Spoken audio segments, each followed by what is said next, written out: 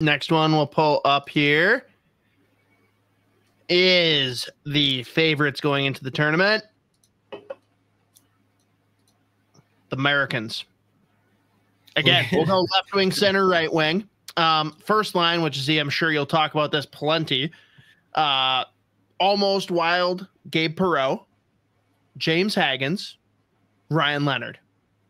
Goddamn BC. We'll call it nepotism. Second line, Cole Yzerman, Oliver Moore, Trevor Connolly. Third line, Quentin Musty, Danny Nelson, Brody Zemmer. Another Gopher. Here we go. Fourth line, we've got a Bulldog, Max Plant, Kerry Terrence, Noah Powell. On defense, we've got Zeev Buium. I'm not sure if anyone's heard of him. And Drew Fortescue. Also note that the Canadian roster, all the guys that went before him in the draft are on the second or third pairing. Zeev Buium, clearly superior. Second pairing, Cole Hudson, EJ Emery. Third pairing, Paul Fisher, Aram Manishin. That sounds very American. Goalies, Trey Augustine, shocker, and Minnesota boy, Hampton Sluchinski. Extras, Brandon Svoboda, Zach Schultz, Nicholas Kempf. This is a fun roster. Of course, the only undrafted is the first line center, James Haggins, who, why wouldn't we just exclusively play BC guys together? Yeah, I mean, it's by law. You have to. I mean, what a fun fucking team. Like, the one thing that you could see line would be so fun. Right. So the thing is, when you look at the forward group, there is insane potential for offense. There is a world where, despite all that talent, you could see a scenario where, just given like the profile of some of these guys, if all of their troubles hit at once, you actually could still see them like needing help in the scoring department. Like guys like Yzerman, Connolly, and Musty especially, their talent level and just like the point production and the potential is insane. There are more than enough games where they leave you wanting so much more, or they try to do something a little bit extra. That's why they got him centering. Yeah.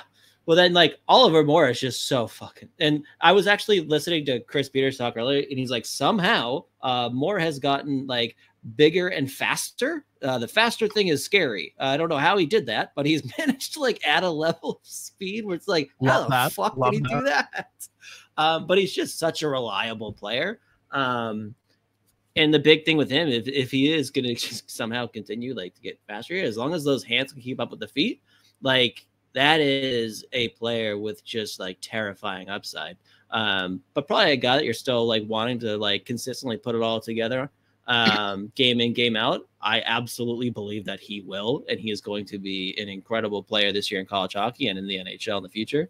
But there is a world where like you look at that middle six and they might just like, I don't think they'll struggle for goals, especially in this tournament. But like when you look at some of like Trevor Connolly is obviously incredible in terms of raw talent in the 2024 draft, probably a top 5 guy. But the decision-making is very, very hit or miss with him, to the like not just trying to do everything himself, but like the discipline. I mean, he like is a big reason that the USA did not win gold, the U18s, after he got ejected and Canada scored twice in that 5-minute power play. But again, another guy just in terms of like the raw hockey, like he can go on a lot of solo missions, more than good enough to convert a lot of the times. But plenty of times that he'll leave you a little bit frustrated, where if it doesn't work out, he's really putting you in a shitty position. Cole Yzerman is just, I mean, best goal scorer in the draft. Outside of that, there's a lot that he leaves on the table that you're asking for. And Oliver Moore, I'm sure, is probably going to be setting those guys up left and right, and it's just whether or not they're going to convert. This is me searching for a bad thing to say about like this fucking forward group, because it is so much fun. the Musty Nelson Zeemer line combo is fascinating to me, where it's like Danny Nelson is a big, mean, like a little bit of everything center, more so on just like the meat and potatoes like area of the game. And then like Quentin Muskie is big, kind of like Connolly. The decision making can be hit or miss, especially with the discipline, but raw talent, he is one of the best players in his age group. Ton, like endless upside with him. And Zeemer's, again, just a pretty reliable all-around guy that gives you flashes of legit offense. So when I look at the forward group, it's like, yeah, if they all put it together at the right time, they're going to score a fucking million goals. You could also see the world where it's just like if things are going right in the first period, they get frustrated, decision-making is hit or miss, or there's just like you're searching for them to put it together as a line, like all three of those all three lines, like the top 9 there. So it's interesting. The back end, my God. The idea of EJ Emery and Cole Hudson playing a D pair is fucking hilarious. Because EJ Emery, like, notoriously 0 goals this year in the program. I think like 10 points, 6'5", me, physical, one of the most athletic human beings on the face of the earth, excellent defender. Cole Hudson, if he really wanted to, could probably give you like 5 points a game. Like he's just like, he plays cocaine hockey from the back end, and it's so fun to watch. So the two of them together is fascinating to me. I love that. And then Paul Fisher and Aaron Minetnian or Minetian, however you're supposed to say it, I don't know.